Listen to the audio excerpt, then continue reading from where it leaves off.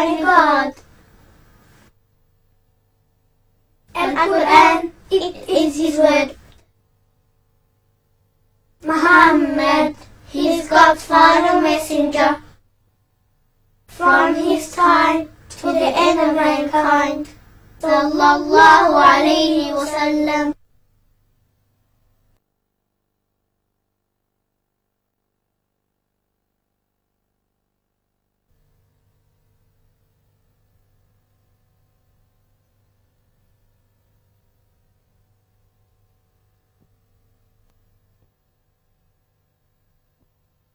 بسم الله الرحمن الرحيم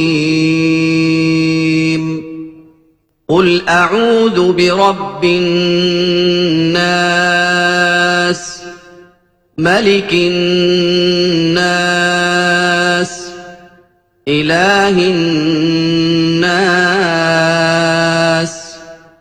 من شر الوسواس الخناس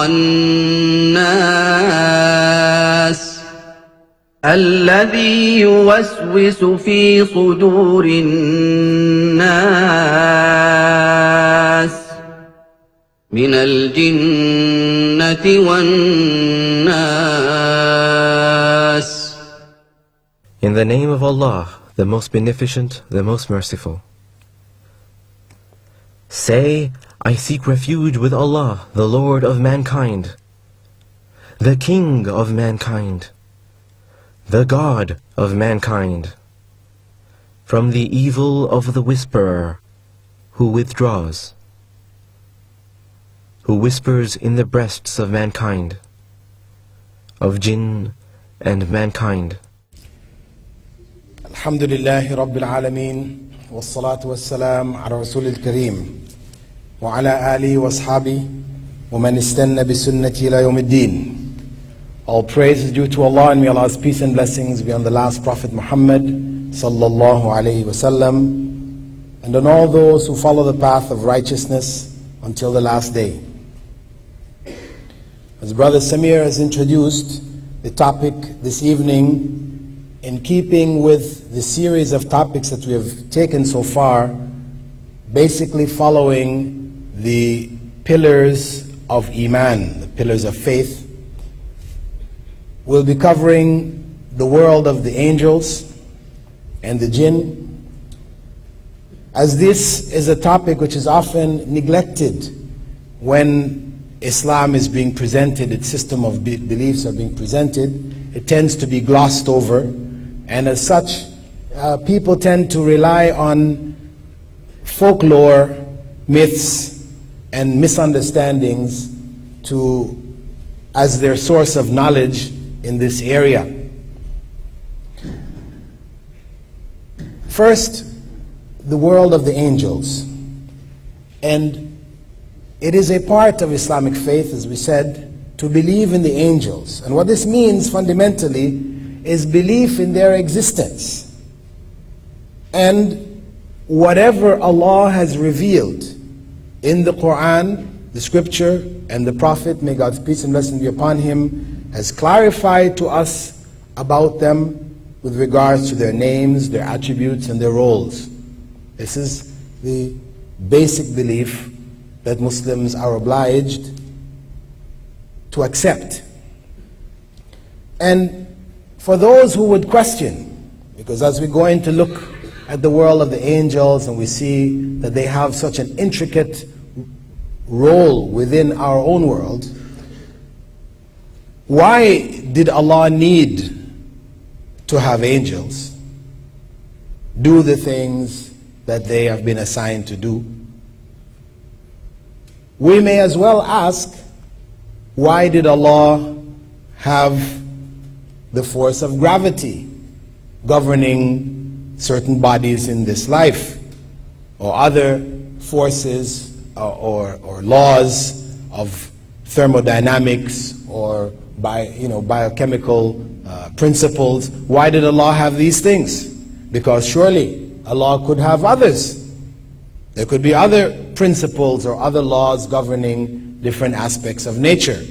Similarly, if Allah had wished, He could have had other creatures or other principles governing the things that we now know as those governed by angels. However, Allah chose to have the force of gravity, and He chose to have angels. And that's the bottom line. He knows what is best, and what He has created is the best that could be created. He informed us about the world of the angels, though we would not be able to discover this world through our own scientific means, etc. He informed us about this world for a particular reason. And when we look at the relationship between the world of the angels and the human world, we can see what is the wisdom behind us knowing about the world of the angels. First and foremost, we should understand that the angels are created from light. This is not stated in the Quran, this is stated in the Sunnah. In Sahih Muslim, Aisha, the daughter of Abu Bakr and the third wife of the Prophet Muhammad ﷺ, said that Prophet Muhammad ﷺ had said, the angels were created from light, the Jinn from fire, and Adam from what has already been described to us. So the angels and the Jinn represent two separate beings from the spiritual world. From the Islamic perspective, there are three different species of intelligent beings: mankind, the angels, and the Jinn. All of these having essentially a spiritual base. That is, human beings, though they may be visible and they function in the visible world, their souls inhabit the world of invisible and rational beings. Now, the angels, though invisible to us normally, we did mention in the previous session with regards to Prophet Muhammad, may God's peace and blessings be upon him, and the prophets, that the revelation which was brought by Angel Gabriel sometime was brought when Angel Gabriel was in the form of a man. On occasion, that man was visible to the companions themselves. On other occasions, he wasn't. However, there are amongst Allah's creatures those who are able to see the angels even when they are invisible. Abu Huraira reported in a narration collected by Abu Dawood and also found in Sahih Bukhari and Muslim, that if you hear a rooster crow, ask Allah for His grace, for it has seen an angel. Now, the general form of the angels is not as is portrayed in the Greco-Roman legends, where the angel, like Cupid, is a little baby with wings on his back flying around with a bow and arrow, or as a man walking around with a pair of wings on his back, a pair of bird-like wings on his back. When the angel appeared in the form of a man, he was a man, not with any wings. But Allah has described the angels as having wings, but the wings we should not think of in terms of human terms or in terms of the wings of birds, etc.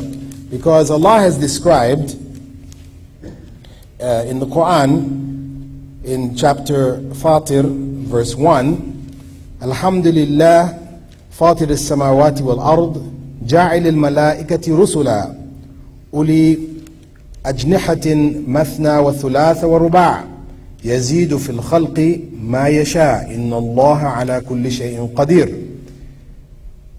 All praise is due to Allah, the creator of the heavens and the earth, who made the angels messengers with wings 2, 3, and 4, and He increases in the creation as He wills. Abdullah ibn Mas'ud, companion of the Prophet ﷺ, reported that Allah's messenger had seen Angel Gabriel in his natural state in which he had 600 wings, each of which filled the horizon. And they were like multicolored drops of pearls and coral falling from the wings. So the angels in their natural state are quite huge. So much so that in another narration related by Jabir ibn Abdullah, with regards to the angels that carry the throne of Allah, Prophet Muhammad ﷺ said, "Allow me to speak about one of the throne bearers. The distance between his earlobe and shoulder is what a bird would fly in 700 years. So we're talking about a huge aspect of Allah's creation. Now,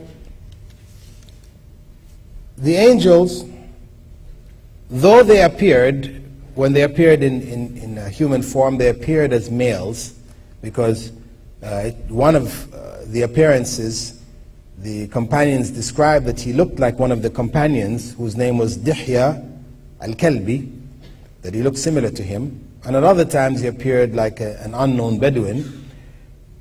Though they have been described as in male forms, they are not considered to be either male or female.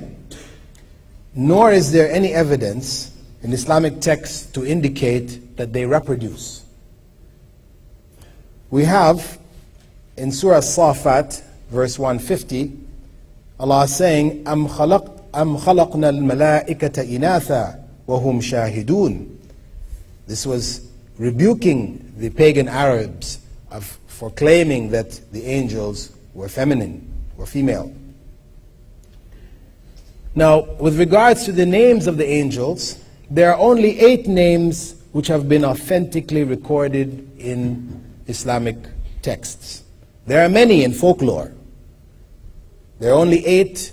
Jibril, the angel of revelation; Mikael or Mikal, the angel responsible for rain; Israfil, the angel who will blow the horn, signaling the end of the world; Malik, the name of the guardian of the hell; Munkar and Nakir, 2 angels who will question people in the grave; and Harut and Marut, 2 angels who were sent to the people of Babylon to test their faith.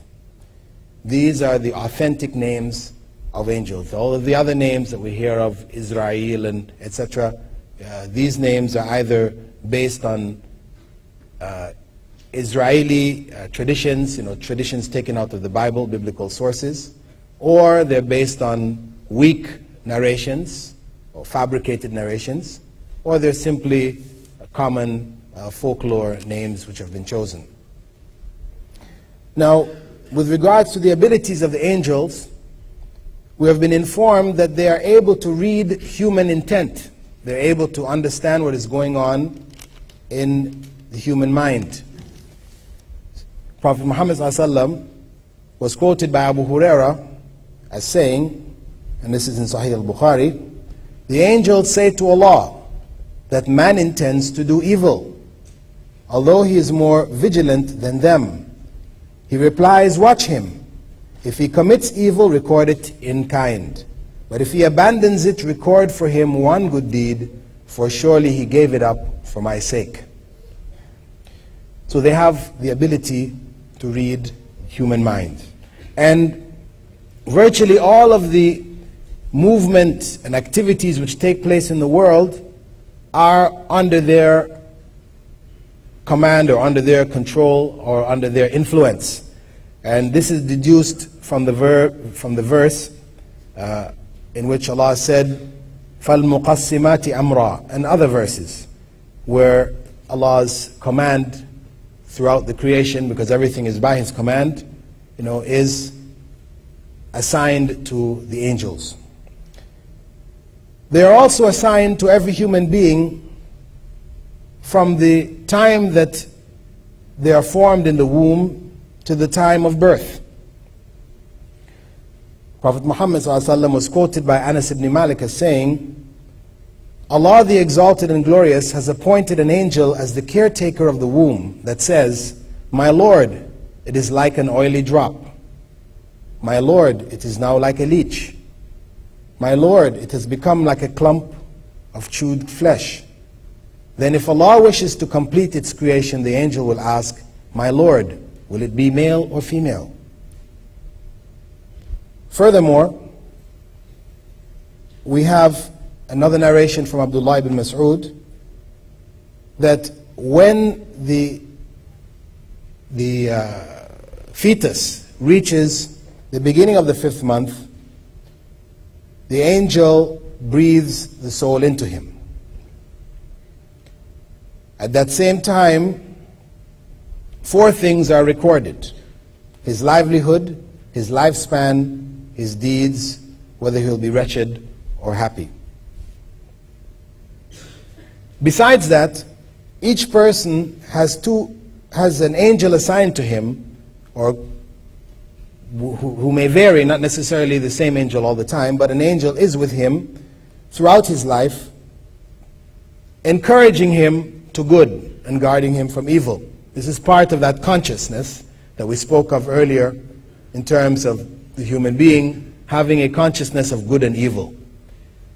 And we will look at the evil side when we come to the world of the Jinn. Prophet Muhammad ﷺ said, every one of you has been assigned a companion from among the Jinn and one from the angels. So these angels who are with us encourage us to good, put good suggestions in our minds, and counteract the evil suggestions which would come from the evil source of the Jinn. There are also 2 angels who are assigned to recording deeds. These are the ones most people know about. We can find in Surah Al-Infitar, verses 10 and 11, وَإِنَّا عَلَيْكُمْ لَحَافِظِينَ كِرَامًا كَاتِبِينَ, that verily there is assigned to you protectors or guardians who are noble and who record your deeds. Outside of this, we have angels throughout our lifespan, what takes place in our life. These angels who are with us recording are constantly with us. The angels which are assigned as a support to us, which are giving us good thoughts, at some times this angel may leave us. And this is what is referred to when Prophet Muhammad ﷺ said that angels do not enter a house in which there is a dog or pictures or statues of living beings. Because the angels that are recording angels will not leave you at any time. So we shouldn't think, as some people might ignorantly feel, that they can avoid their record being taking place, deeds being recorded if they keep a dog with them all the time, At any case, with regards to a person dying, an angel is also assigned to take the soul at the time of death. And when the person dies, that soul is passed over to angels in the next life. And the angels who received that soul take the soul on a particular journey, which we will look at when we come to the series of the lecture on the Judgment Day. But it's enough to know that the angel takes our soul in the next life, takes it through a journey, then 2 other angels will come back to it whilst it's in the grave, in that state of the grave, and question it concerning its Lord, the Prophet who was sent to it, and its religion. And that basically summarizes the information, basic information that has been revealed to us concerning the angels. And the significance of knowledge of the world of the angels is basically for human beings to know that all of their deeds are being recorded. Their thoughts are being monitored. This would help them to reflect before acting, because it is through acting hastily that we fall into sin. Prophet Muhammad ﷺ had said that ta'anni min Allah wa la ajala min ash-shaytan, that deliberate, careful action is from Allah and haste is from Satan. So by reflecting on the relationship that the angels have with us, this would help us to be conscious of the fact that our deeds are constantly being recorded, and as such we would think twice or think more than twice before doing some actions that we may consider. Now, regarding the other world, which is the world of the Jinn, and this world, we said that the Jinn were created from fire, and as we said previously, though the Jinn are created from fire, we should not think of the Jinn as being little wisps of fire that are puffing around, the place. No, they were created from fire. And of course, people, because we know that among the Jinn there are some that are good and some that are evil. If there is the hellfire, then how are the Jinn going to be punished? How are they going to, if they're already fire? This is why we have to realize that though they were created originally from fire, as we human beings were originally created from clay, and we said we do not think of ourselves as being clumps of clay walking around, we don't think of the Jinn in terms of the origin from which they were created. Though they were originally created from fire, they're no longer fire. And as we can be harmed by the earth from which we are created, you can take a piece of clay, harden it, make a brick out of it, and kill somebody with it. Though people were made from clay. Similarly, the fire can still be a source of punishment, and is a source of punishment for the Jinn who are evil, even though they were originally created from fire. Now, the Jinn were created on the earth before human beings. Allah mentioned this, وَالْجَانَّ خَلَقْنَاهُ مِنْ قَبْلِ مِنْ نَارِ السَّمُومِ. And I created the Jinn before that from a fiery wind, in reference to the creation of man and the Jinn. And from the narrations from Prophet Muhammad ﷺ, we know that they had populated the earth and corruption had begun amongst them. And this is why when Allah informed the angels that He would create man and put him on the earth, man who had a free will as the Jinn had, the angels questioned, would you put someone on the earth who would spread corruption and murder, etc., etc.? This was based on what they had observed of the Jinn, whereas Allah told them that He knew what they didn't know. The Jinn are divided into three basic types with regards to their modes of existence. Prophet Muhammad ﷺ had said there are three types of Jinn. One type which flies around in the air all the time, which can move within our world and outside of our world. Another type which exists as snakes and dogs. And an earthbound type which resides in one place or wanders about when it attaches itself to people or objects. With regards to faith, as we mentioned, the Jinn come in two categories as human beings, either believers or disbelievers. The munafiqun, the hypocrites, are considered to be a class of disbelievers. So people are either believers or disbelievers. Believers may be disobedient, committing acts which are displeasing to God, but the faith is still there. They're still in the class of believers. One who goes out of that faith, disbelieving in God, rejecting God's message, revelation, rejecting the prophets, rejecting other deeds which God has prescribed for His creatures, such are classified as disbelievers. And the punishment for them is hell, whether they are among the Jinn or among mankind. With regards to control of the Jinn, because this is an area which people tend to get off into with the mythology and a lot of folklore, etc., where people tell stories about having these jinns doing this and that for them, and it's quite common. Any part of the world you go, you'll hear all these types of stories. The fact is that no human being can gain control over the jinn. This was something specially given to Prophet Sulaiman. He made a dua, which is mentioned in the Quran, in Surah Sad, verse 35, رَبِّ اغْفِرْ لِي وَهَبْ لِي مُلْكًا لَا يَنْبَغِي لِأَحَدٍ مِّن بَعْدِي. O my Lord, forgive me and bestow on me a kingdom not allowed to anyone after me. control, dominion over the jinn. This was given as a miracle to Prophet Sulaiman and to none after him. So much so that Prophet Muhammad informed his companions on one occasion, saying, "Verily an ifrit," is the more powerful among the jinn, "spat on me last night, trying to break my prayer. However, Allah let me overpower him, and I wanted to tie him to one of the columns in the masjid, so you all could see him in the morning. Then I remembered my brother Sulaiman's prayer.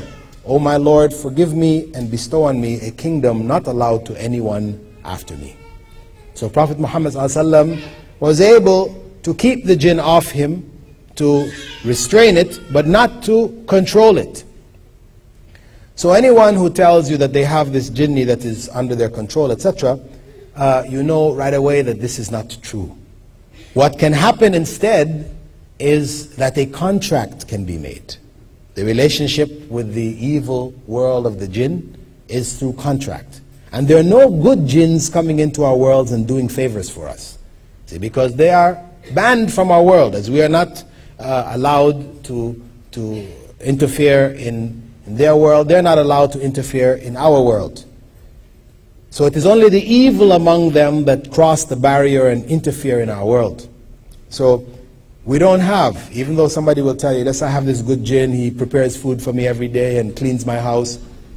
You know, if that is the case, the jinn, evil among them, may try to gain control over a human being by appearing to them to be in their favor and to be doing things for them initially, until they get their guard down, and then eventually they work them over into the area of shirk, because the main goal and effort on the part of the jinn is to draw human beings into disobedience of Allah and ultimately into shirk. Now, the area in which the jinn play the biggest havoc in human life and in the human world is in the area of fortune telling. This is one of the biggest areas, because human beings have a natural desire to want to know the future. Everybody wants to assure for himself or herself a good life. So knowing what is in the future would then give one an opportunity to ensure for oneself good. So there have been people from the most ancient of times till today who sell information about good. They come under the general heading of fortune tellers. Now, some of them are just guesswork. In fact, probably most of them are just guesswork, games, tricks, etc. But there is a body among them that have given solid and reliable information, pieces of information, which have made people believe in them as having these powers. And those among them that have this type of information, we can understand how they can get this type of information by understanding the world of the jinn and its relationship to us. We have a verse in the Quran in which, or a number of verses, in which Allah speaks about the fact that the jinn, the class of them who are in the atmosphere and who can move in our world, outside of our world, who go up to the lowest heavens, and there they steal a listening. They listen in on what is discussed amongst the angels. When Allah commands angels, the commands go down through the heavens to the lowest heaven, and as they discuss it amongst themselves, some among the jinn manage to reach up to the level of the lower heavens, not entering it, but up to that level, and hear some of that information. However, they are driven away from that by meteors, comets, etc. And this is recorded in the Quran in Surah Al-Jinn. This is described. And Prophet Muhammad ﷺ had mentioned that the jinn pass the information back down until it reaches the lips of the magician or fortune teller. Sometimes a meteor may overtake them before they could pass it on. But if they pass it on before being struck, they add to it 100 lies. So the reality is that the information that these people convey will be a mixture of lies and a few truths. What happens with people in general is that when they hear the predictions of a fortune teller, all of the information goes into their subconscious. And the false information, which is not confirmed by having taken place, is forgotten. Whereas the one thing which they tell them which is true, which takes place, the person remembers that. This is reinforced by the information which was initially given. And then the person will swear by that person. This is a fortune teller of the first class. This is a true fortune teller. So you have somebody like Jinn died just at the end of last year, who was, a favorite fortune teller amongst the presidents of the United States and others. Every year she would give her predictions for the year. It would be in the national newspapers, etc. And people depended on her books, they would study them, etc. But the fact, as I said, for her as well as for people like Nostradamus and others, you'll find that when you look at the totality of what they say, the vast majority of what they mention is false, and there are only a few pieces of information which is actually true. But human beings with that tendency to want to latch on to anything which would indicate knowledge of the future, grab on to that small piece of information, and they end up depending on these people, and in doing so they end up falling into an area of partial disbelief or complete disbelief. The jinn can also help fortune tellers with immediate information, like somebody is coming to them and they may get information about that person before the person reaches there. So you may go to see a fortune teller and he will tell you, or she will tell you, what your name is, what the name of your parents are, how old you are, what country you came from, etc., etc. That type of information is quite easy and quite accurate for them to get.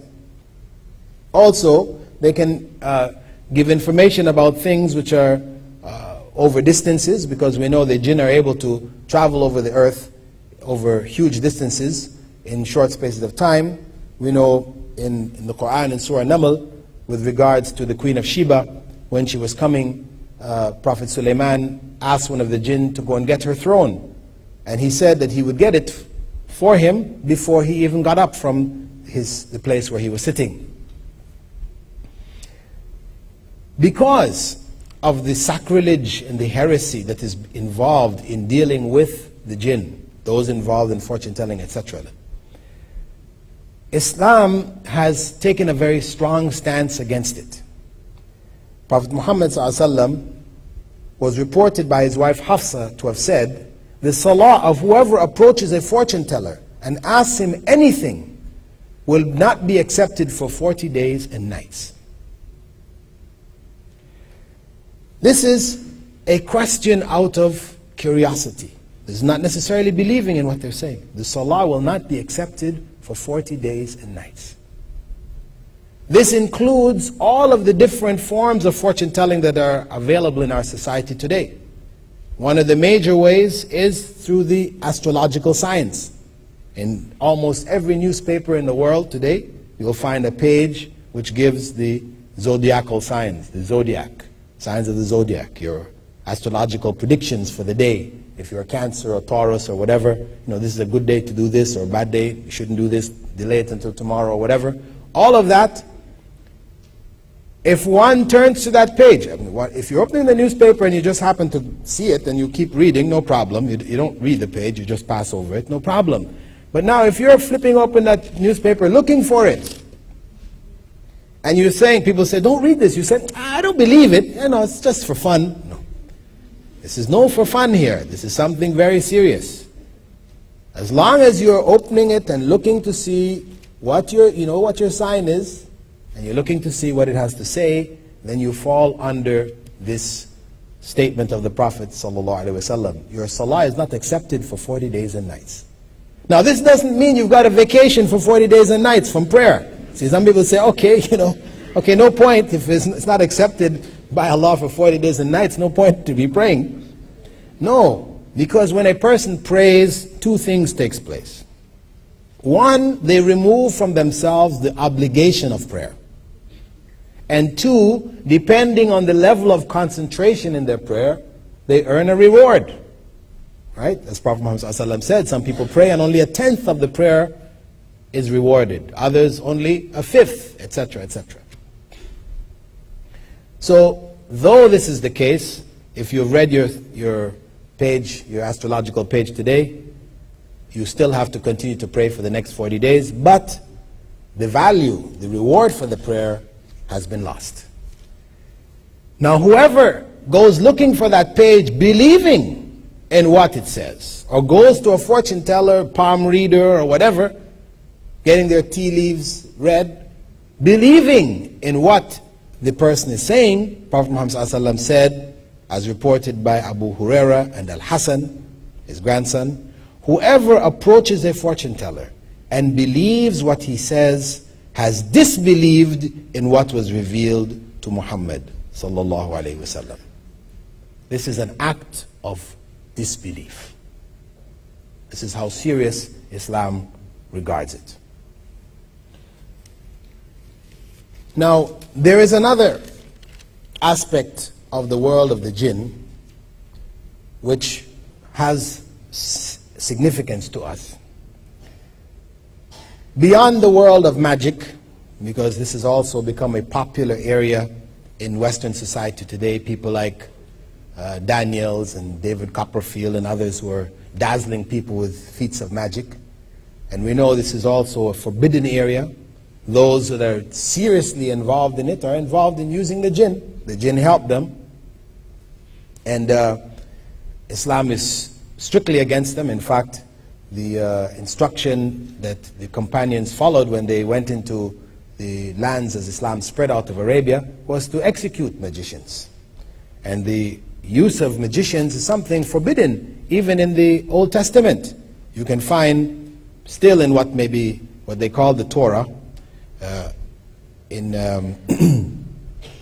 Deuteronomy 18 verse 9 to 12, we find what is attributed to God as saying, when you come into a land which the Lord your God gives you, you shall not learn to follow the abominable practices of those nations. There shall not be found among you those who burns his son or daughter as an offering, anyone who practices divination, that is fortune telling, a soothsayer is another term for a fortune teller, an augur, another term for a fortune teller, a sorcerer or charmer, these are magicians, or a medium, one who acts as a tool for the jinn to communicate with this world, or a wizard, that's a form of magician, or necromancer, other forms of magicians. For whoever does these things is an abomination to the Lord. And because of these abominable practices, the Lord your God is driving them out before you. So it is something forbidden in the religion revealed to the prophets and revealed to mankind, though it has become very popular today. But the area which is probably the most critical to note, besides this area of fortune telling, is that of demonic possession, wherein the jinns, because some among them are able to take different forms, are able to appear as apparitions and visions to people. Every year people will see the visions of Mary or the Christ child or whatever, in different parts of the world, and this place becomes an area of pilgrimage. Or the statue, like in Ireland some years back, statue of Mary started to rock back and forth. And they thought maybe there was some seismic activity there. They brought geologists to check it out. No seismic activity, but the statue is rocking. And they couldn't find any explanation but to analyze it as being a miracle. These people are worshiping Mary anyway as the mother of God. And this became a place of pilgrimage, a small little village in Ireland. They made a big international airport there for 747s to come in. It's good business. At any rate, it became an area of fitna or trial for those people, because of course this confirms their belief in Mary being the mother of God. You also find other instances. I know in Israel, I think last year, there was one picture of Jesus where the eyes were supposed to have closed, or tears came from the eyes. It's happening all around the world, which All of this tends to confirm in people's minds that Jesus was God, Mary was the mother of God. But we understand that the jinn are able to possess objects. They're able to enter into objects and to cause movement in them or to cause sound from them. This is already recorded in Surah Taha, for example, and in other chapters of the Quran. With regards to Musa, Prophet Moses, when he left his people and went to receive the commandments from God, and in his absence, an individual amongst them who is referred to as a Samiri, he asked the people to gather their gold jewelry, and he took up some dust which he claimed to have been the dust remaining from the footprint of an angel, sprinkled it along with it, mixed it up, and from it he created the shape of a calf. And as Allah says in the Quran with regards to him, فَأَخْرَجَ لَهُمْ عِجْلًا جَسَدًا لَهُ خُوَارٍ.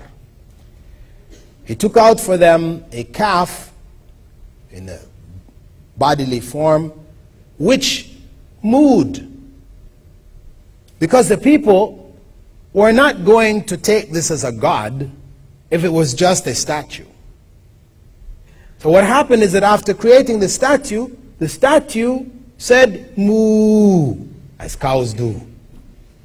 And of course this is what shocked them and made them accept that this was in fact God. So they bowed down, they took it as a god besides Allah. Now we know it wasn't the statue which was mooing, it was the jinn that had entered the statue and gave that sound. Similarly, we have events like that of Hallaj's head, according to the legends, the Sufi legends, that when Hallaj, this was the individual who claimed that he was Allah. I spoke about him earlier.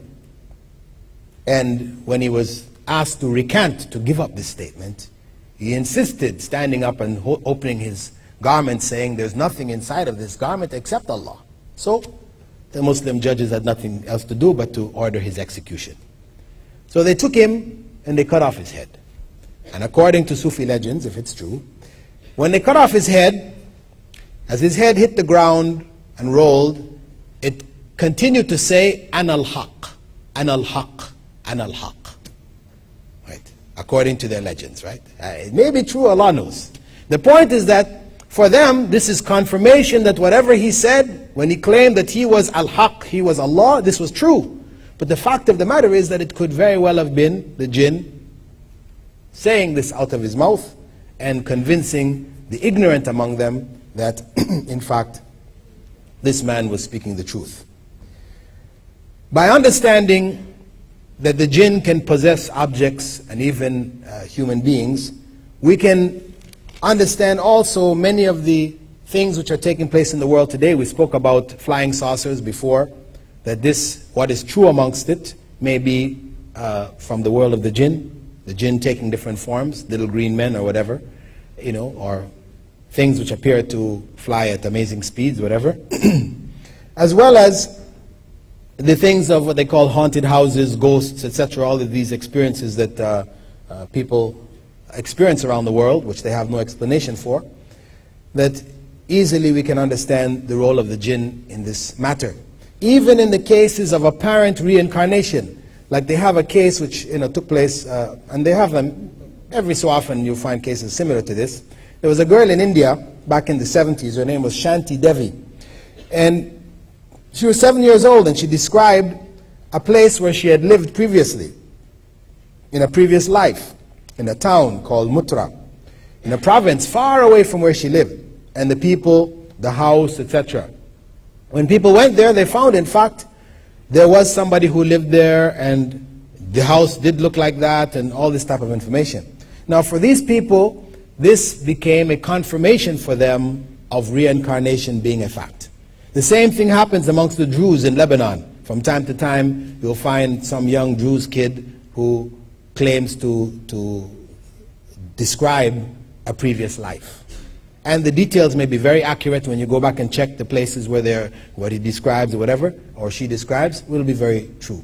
And for them, it confirms for them reincarnation. Because the belief in reincarnation, of course, is false belief.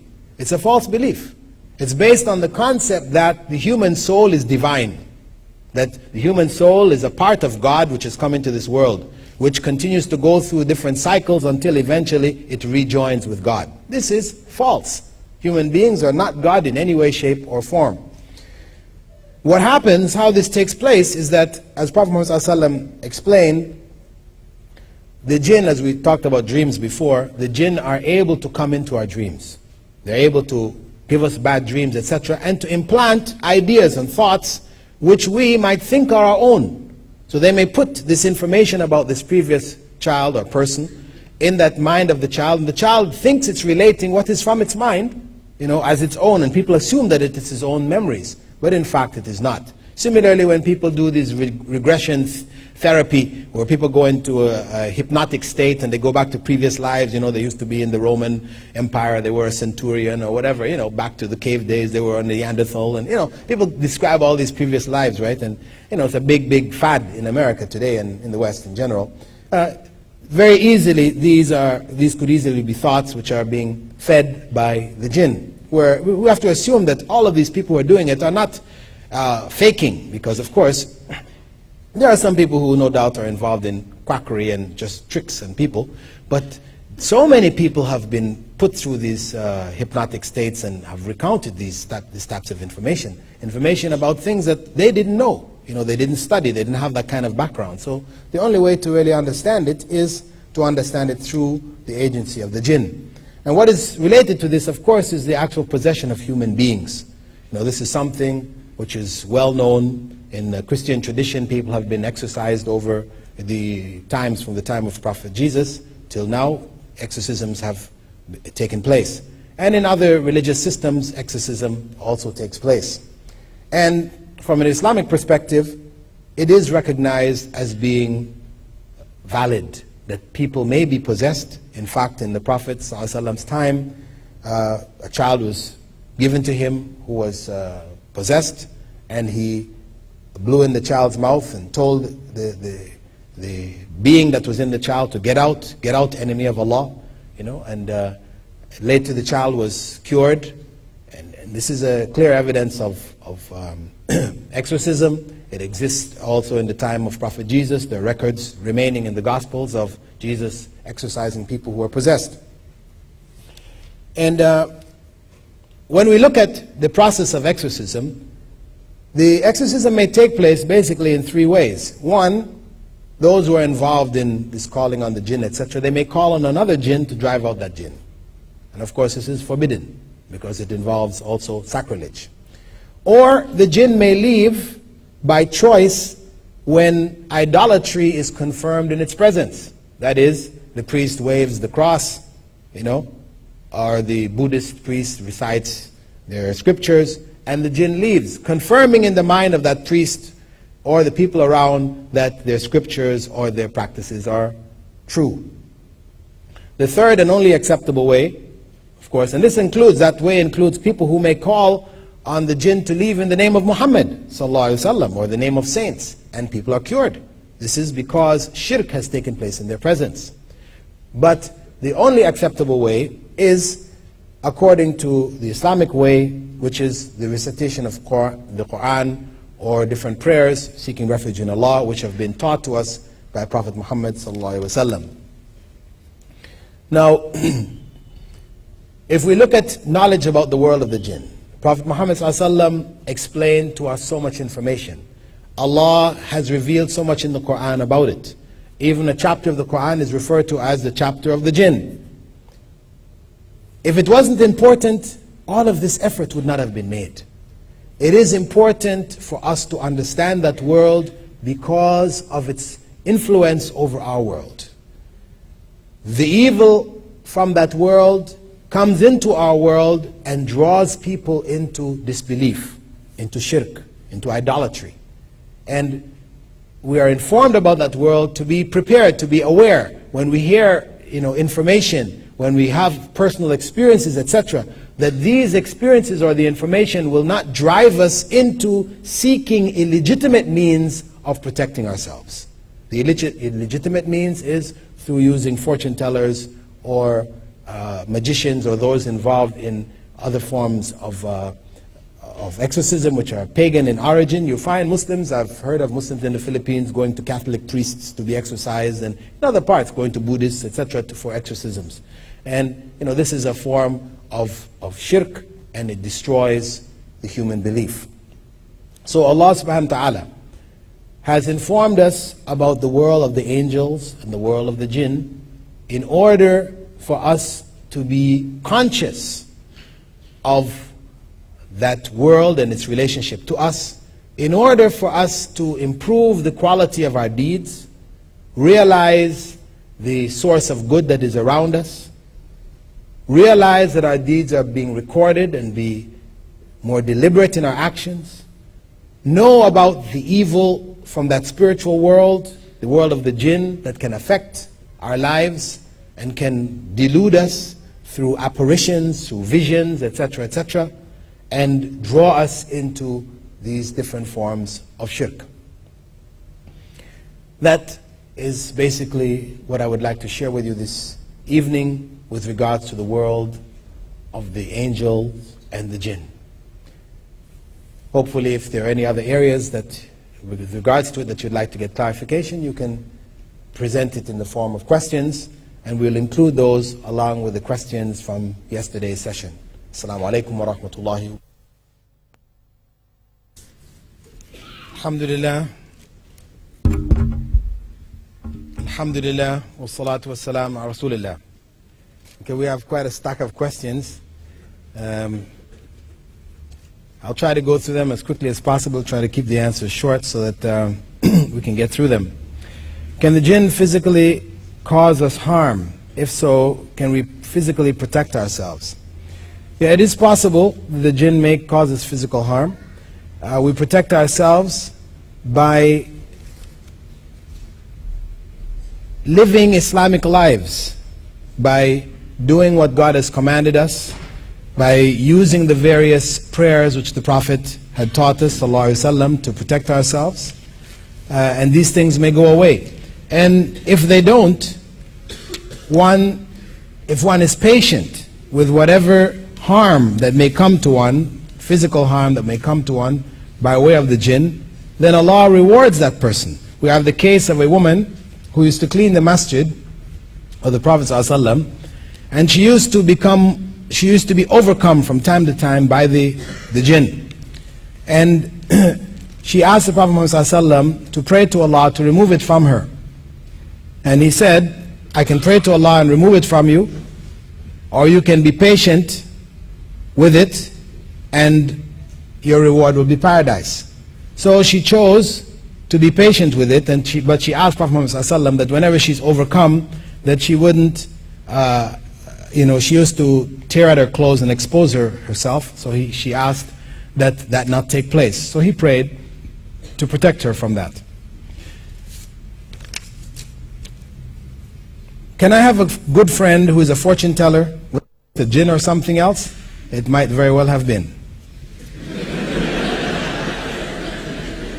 When me and my mother get together with friends and drink Turkish coffee,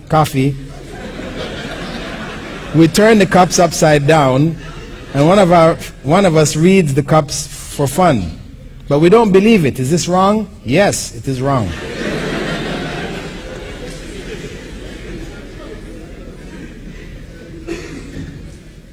Does magic have something to do with the jinn? Yes, the effects of magic are through the agency of the jinn. Do humans become angels when they die? No. Can we keep a dog in the house for the purpose of protection? If a dog enters the house, do we need to wash it for the acceptance of prayers? Well, the dog which is kept just for a friend, as is common in some societies where the dog becomes man's best friend. People make clothing for the dogs, even shoes. People die and they leave all their inheritance to dogs. And they have children and they don't even leave anything for them. I mean, this kind of approach to the dogs is prohibited in Islam. A dog may be kept for protection purposes, a guard dog, or a dog which is used for herding sheep, or a hunting dog. These are the basic types of dogs which may be kept. But the dog is kept in its place. I mean, you don't take the dog to bed with you. You know, he sleeps in the bed along with you, kissing you in the morning when you get up. You know, this whole type of approach to the dog is not acceptable Islamically. As long as he's kept in his place, he has a kennel, a little spot where he stays, then it's not necessary to clean the home or clean him. I mean, the dog, of course, should be cleaned regularly anyway, but it's not a requirement for prayers to be accepted in the home. And one thing to note about dogs is that sometimes, you know, unfortunately, because, you know, Islam teaches us that if a dog licks or drinks from the vessel which we have eaten or which we are drinking from, that we should pour out the contents, let the dog finish eating it, and clean that vessel, you know, 7 times. One of the times we clean it with clean earth. This is the mode for cleaning vessels which have been, which the saliva of the dog has come in contact with. This is specifically for vessels for eating. This is how we clean it. Because there is some harm that the dog possesses which is conveyed to us through this means. Why we use clean earth? Any biochemist can tell you that the vast majority of antibiotics are taken from earth sources, from the earth. You know, people who work for the big chemical labs in Europe, when they go home to different parts of the world, they are asked to gather portions of earth from their different parts and brought back, because this is where antibiotics come from. Penicillin is coming from dust, the dust in the air. So we know that earth, clean earth, has these properties. Now, this is specifically for eating and drinking vessels. It doesn't mean that if a dog licks you, now you have to wash your hand 7 times, one of the times with dirt. No. If he licks your clothing, same thing. No. Actually, if a dog licks you, it doesn't break your state of ablution. If he touches your clothing, it doesn't break your state of ablution. These are not among the things which break the state of ablution. This is a misconception amongst many Muslims. And what it does is it turns Muslims into having this sort of phobia about dogs, you know. If a person comes with a dog, Muslims are running in all the directions, right? Nobody wants to be anywhere near this dog. You know, for a lot of non-Muslims, they really think this is very strange. You know, Muslims have this phobia about dogs. You know, because the people have gone to extremes with regards to them. As I said, it is only in regarding vessels from which we eat and drink. Can we do palm reading? No. Palm reading is a form of fortune telling. In India, we go to some sheikhs who will tell us where lost things are. If we've lost some items, we go there and they will tell us where they are. You know, these are righteous looking sheikhs with big beards and turbans and everything, and they tell us where lost things are. Or if you need somebody to like you, they will tell you, you know, what to do, and they'll get this person to like you. Or people can't get their daughter married, they go to the sheikh and he prepares some potions for them or whatever, and it gets their daughter married. This is all shirk. This is all involving the jinn, etc. Knowledge of the unseen, of where things are, which was legitimate. This was in the case of Prophet Jesus. Is one of his miracles that he could tell people where items were, what were in their homes, etc. Beyond that, people are dealing with the jinn. What is the difference between the soul that inhabits a female and one that inhabits a male? No difference. The soul is the soul. Female, male, this is an external difference. If a jinn possesses me and can force me to do certain actions against my will, am I then responsible? No. But this doesn't mean people can run around and saying a jinni made me do this, a jinn made me do that. You know, this is that this before Allah, right? Before God, if a person, you know, is possessed and they did certain acts, then they're excused. And this is a very important part in terms of Islamic law, where you have a state which is referred to as temporary insanity in Western law, right? In the Muslim legal system, yes, insanity, which is in Arabic is referred to as being junoon. A person who is insane is called majnoon, which means they have been jinned, right? This is what it literally means. Meaning that they could be under the influence of the jinn, or it could be something biological also. But in any case, a person who is known insane, if they commit a crime, murder, or any other type of crime, they are not punished according to Islamic law. They may be put in an institution or whatever, but not punished. And this is the same basically in Western law. However, Western law has this other category of what they call temporary insanity, where a person could be sane, but for that moment he went insane, he killed somebody, he raped somebody, he did whatever, and after that he regains his sanity. And this is a plea which people use to get out of crimes. In Islamic law, this is not accepted. A person who is insane is a person who is insane before the act and after the act. And insane doesn't mean a person who may have extreme behavior. A person who is insane is a person who, it's known when you speak to this person, you speak to them, what's your name? They say the sky is blue. Their response has nothing to do with the questions that you're asking them.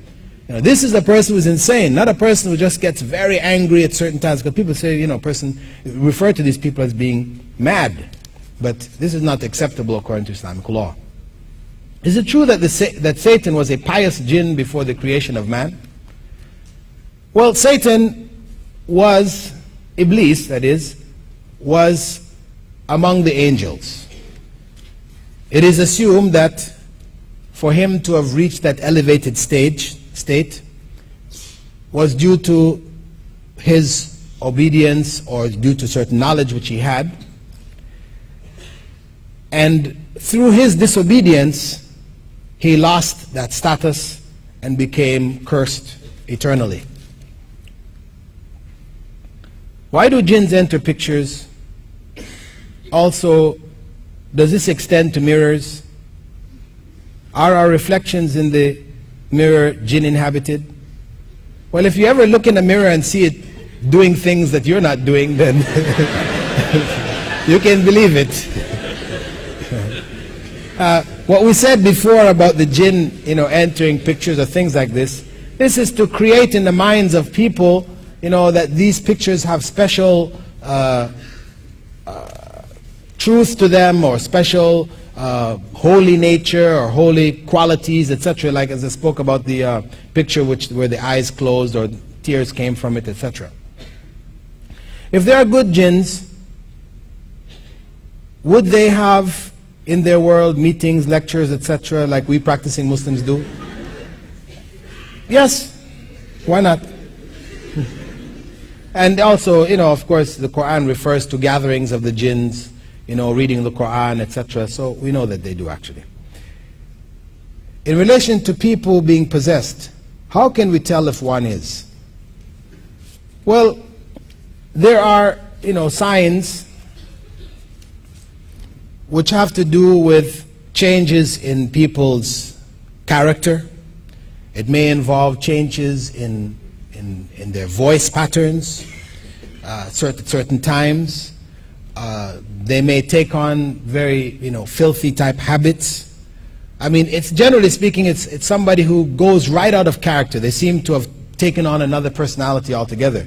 In the West, you have a category of what they call multiple personalities, which are one of the examples of jinn possession. What do jinns look like? And what would they look like in the hereafter? Well, Allah knows. The jinn, we don't have any definition of them, what they look like in their normal state, that is, when they don't take on human form or some other forms in our world. I know that people have in the folklore that they have eyes like cats, they have feet like goats and tails and all kinds of stuff, but this is not authentic information.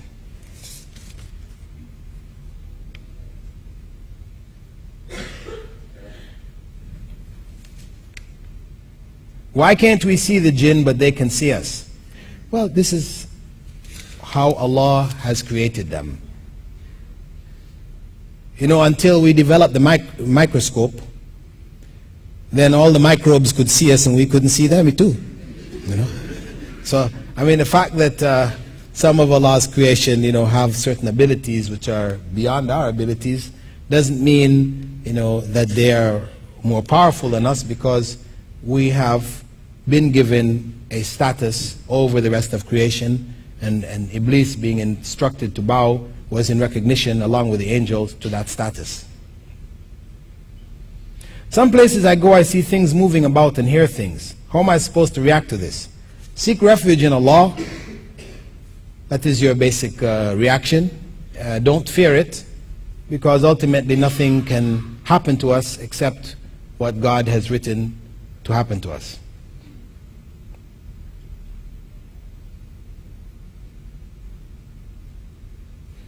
In the Quran it mentions the speed of angels as they travel in one day, which is equivalent to 50,000 years of ours. Please explain. Well, really there's no real explanation, you know, because when you go into the issue of what is it referring to in terms of one day, you know, is it one day, 24-hour day? Because a day is 24 hours on our planet. A day on Saturn maybe so many years, you know. When in a day, in a year, what is this year? Are these light years? How far light travels in a year, or what? You know, we just have a general statement from Allah subhanahu wa ta'ala letting us know that the commands which come by way of the angels are over huge spaces of time, etc. And even so, they fulfill the commandments of God as they are given.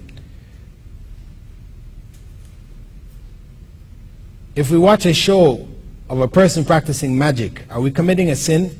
Well, you know, if the show is something where people are clearly indicating that these are just tricks, I mean, they're not claiming for themselves magic, they're not taking on the aura of the magician, but just something to entertain people, then we could say that this is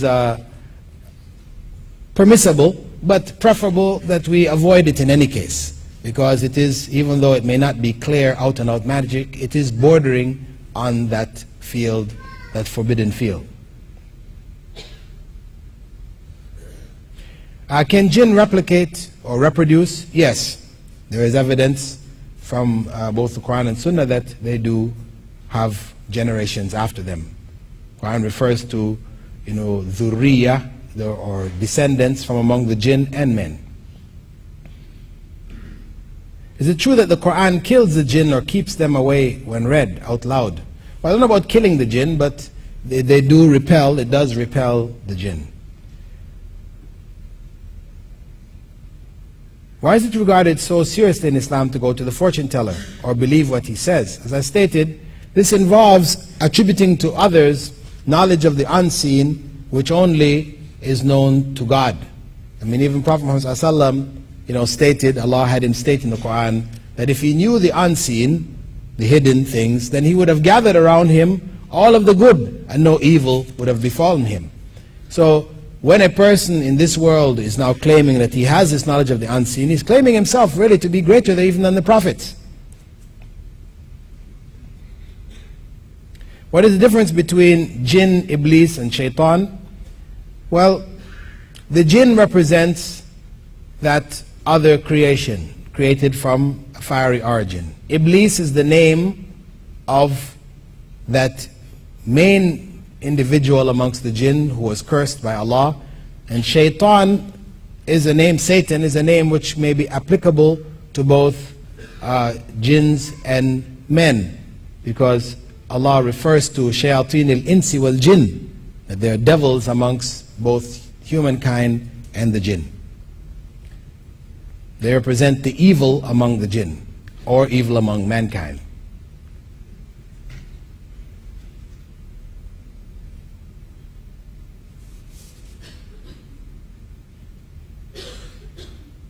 Do the angels do what we do? Well, if it means going to the bathroom, I don't think they do.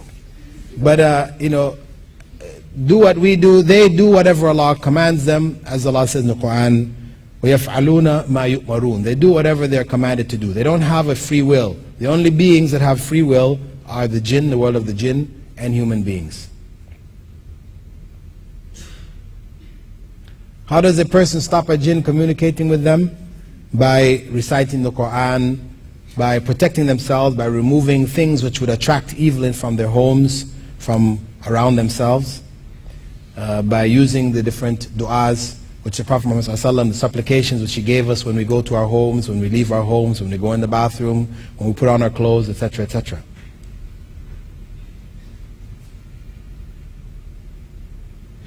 My mother hasn't yet accepted Islam. I'm a revert. Should she pass away and my elder sister insist on a chapel funeral, what is the Islamic perspective on me attending the funeral? Well, to attend the rites, the funeral rites, is not permissible. For a Muslim to attend the religious rites of any other system is not, or religious group, is not acceptable.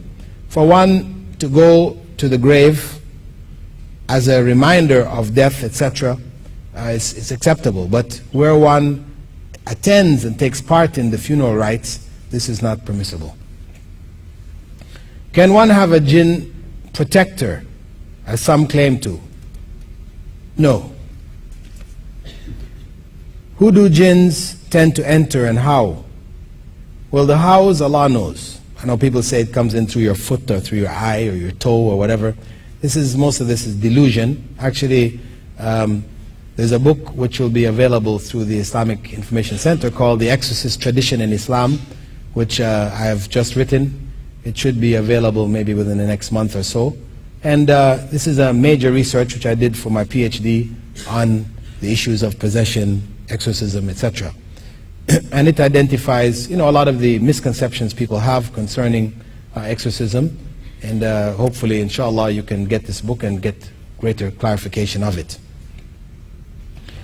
But the jinns, generally speaking, do tend to enter those people who are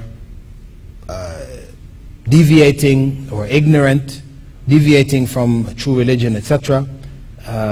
They do, of course, sometimes affect people who are true believers. They can affect them as part of the tests of this life. Does Iblis still exist? Is he alive? Yes. Is it true that his kingdom is located in Bermuda, the Bermuda Triangle? No. We can't say this. This is fiction. Is it true to say that humans were created as a sign for the angels? No.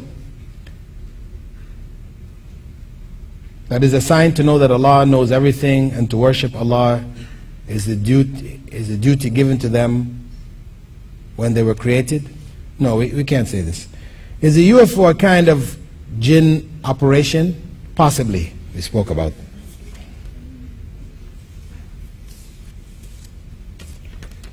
Is it true that people who don't reside in their own country, immigrants, can get money from the bank and take interest and it isn't haram or a sin? No, this is not true. The taking of interest is haram, a major sin, and can only be justified where one is in a situation where life and death is at play, is at question. A person is in dire need of a major operation to save their lives, and the Muslim community refuses to donate and to help them have this necessary operation, so they take out a bank loan to save themselves. This is a circumstance where Allah knows this is permissible for protection of one's life and health. But other than that, it is not permissible for one to take interest or pay interest, except where it comes under the area, as we said before, in the case of insurance, where it is necessary for driving a car, you must have insurance, or to have certain buildings which are necessary in the Muslim community, you may be required to have these insurances. So you take out the minimum possible policy. The general principle when dealing with these type of issues is that you only do as much as is absolutely necessary to fulfill that greater good that you're trying to achieve. And this is based on the principle that if a person is starving to death. You know, plane crash on the desert, whatever, and the only thing that's available, you know, is to save your life is, you know, one of the members on the plane had a bottle of alcohol, and that's the only thing that's there to save your life. What you do is you take enough. You just take, you know, a capful. What is enough to keep yourself alive? You feel yourself about to die, you take a little bit to keep yourself alive. I mean, you don't just, you know, take a little bit and you say, oh, that tastes real nice. You know, you pour yourself a full glass and then you're at it. No, you're only allowed to take what is absolutely necessary to save your life. How do you know if a hadith is right or wrong? This is the science of analysis of hadith called Usul al-Hadith, which teaches you based on the narrators and the status of the narrators in terms of their ability to memorize, etc. You know, they are classified in different classifications, and the errors in which they came to know who met who, if they lived in the same generation or not, whatever.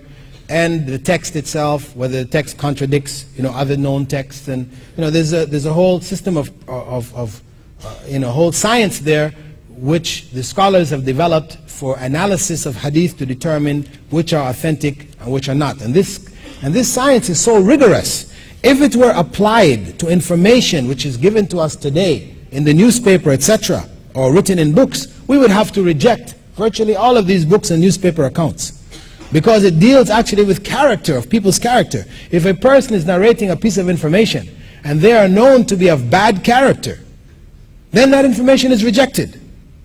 If a person is narrating a hadith from the Prophet Muhammad ﷺ, you know, he is in that chain of narrators, and it is known that this person didn't pray regularly, you know, they didn't fast or whatever, they're known to be of bad character, then their hadiths will be rejected simply based on their character. If we use that principle with regards to what we read in the newspapers today, or the books, you know, written by different authors, etc., we wouldn't accept anything. We wouldn't hardly accept anything. This is how stringent the scholars developed the science in order to ensure that the information came to us is in fact authentic information. Are Muslim women allowed to go and seek Islamic knowledge? They're allowed to go and seek Islamic knowledge as well as academic knowledge. We know that almost a quarter of the religion, Islamic law, was conveyed to us by Aisha, the third wife of the Prophet Muhammad ﷺ. She was the fourth most prolific narrator of hadiths. Many studied under her, and there were many of those who taught, leading scholars, Imam Malik and others. Their teachers were women. So this is history, Islamic history, that women were scholars. And this is one of the things in our times where the lack of female scholarship has led to a rise, you know, of some ignorant females who have claimed for themselves knowledge, you know, under the banner of feminism, where they're now going to make a feminist interpretation of the Quran, you know, this kind of nonsense, you know. And this is due to that lack of female scholarship. And it is an error on the part of the Muslim Ummah that, you know, women have not had the access to Islamic scholarship that they did in the early generations. Could you please explain the dress requirements of Muslim women? Everything should be covered except for face and hands. Covering of the face is also commendable. It is not, as some people would say, that it is something from Persian culture, etc., and not really a part of Islam or Arab culture. No, it is a part and parcel of the deen. It is something recommended. It is in the view of some scholars that it is also compulsory. A majority of scholars don't hold that, but at least the minimum that a woman should cover is everything except for her face and hands. And she should be covered in such a way that the covering is not see-through, because if it's covering see-through, then it's not real covering. Or it should not be form-fitting, that it's showing the shape of her body and the parts of her body, etc. This is not considered proper covering either.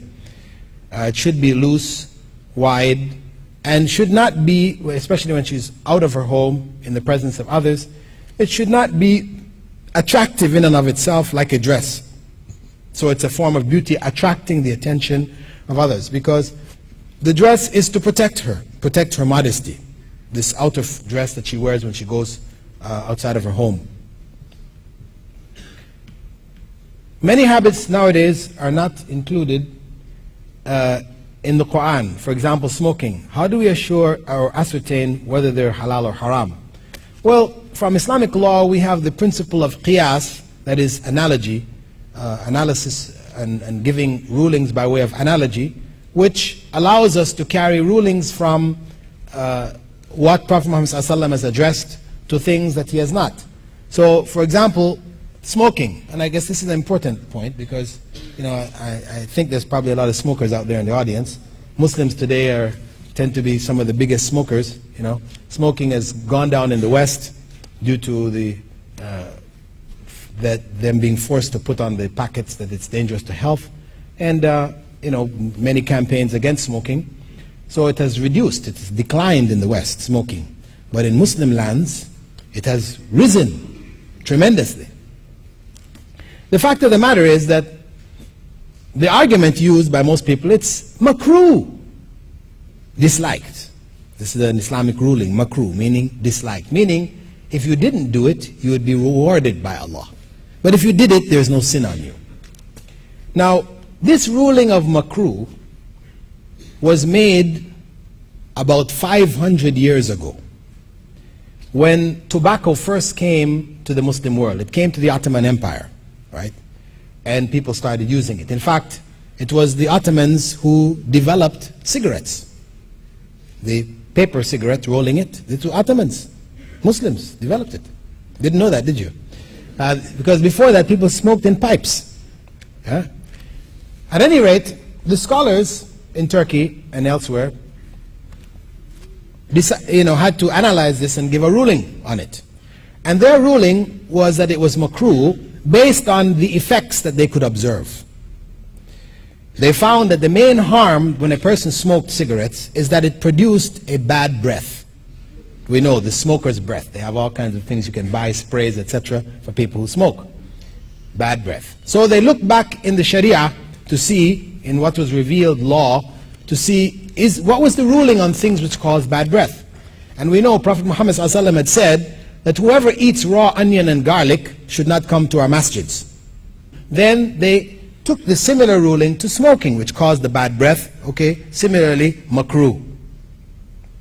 However, since, you know, the 15th century, we have had changes in our knowledge concerning smoking.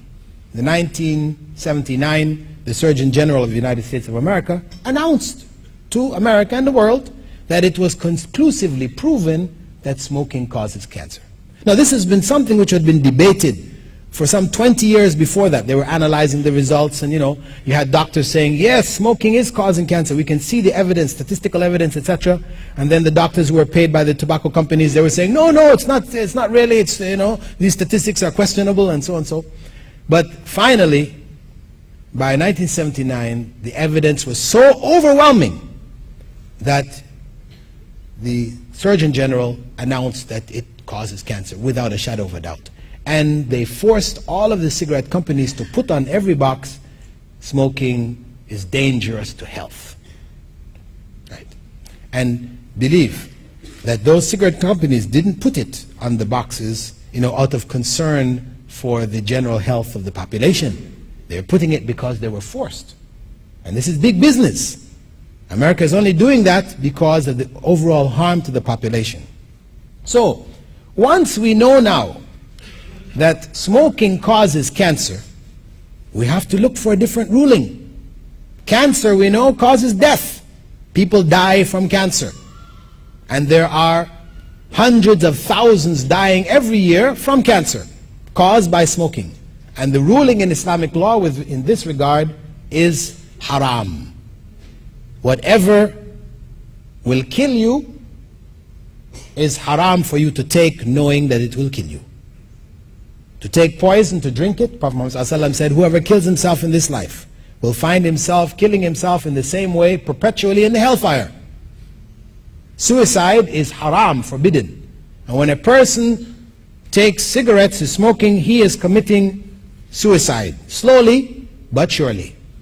Because it doesn't make any difference whether I take a small glass of poison and drink sips of it, and after 1 year I drop down dead, or I take the full glass and drink it right now and die. Both ways, it is suicide and forbidden. So the correct ruling on smoking today is that it is haram, forbidden. I know, some people will come back with the argument. I got the T sign, I'll just close off the argument here. Some people come back saying, well, there are people who smoke and don't die. You know, yes, the oldest woman in China, she smokes a cigar every day and she's been doing it for the last 30, 40 years of her life. Yes, see, you don't necessarily die. But you see, Islamic law, it governs the general.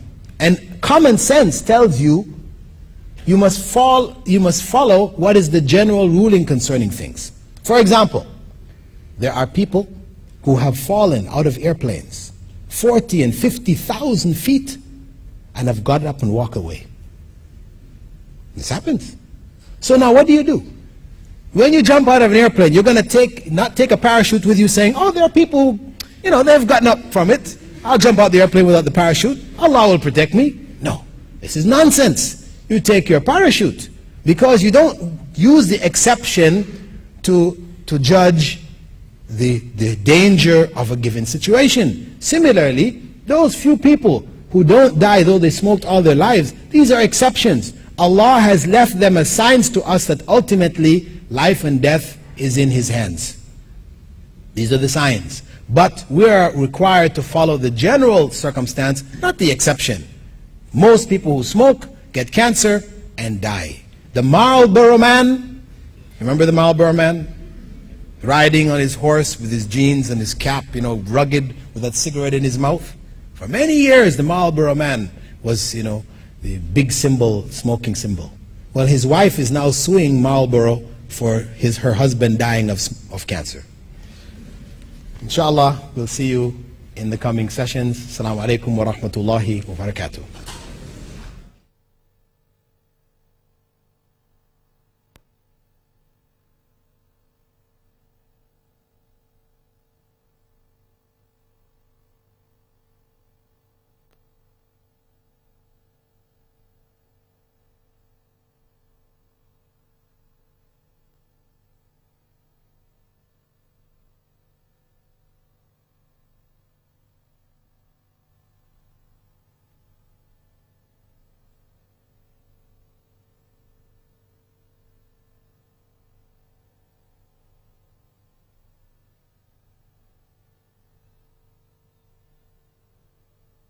بسم الله الرحمن الرحيم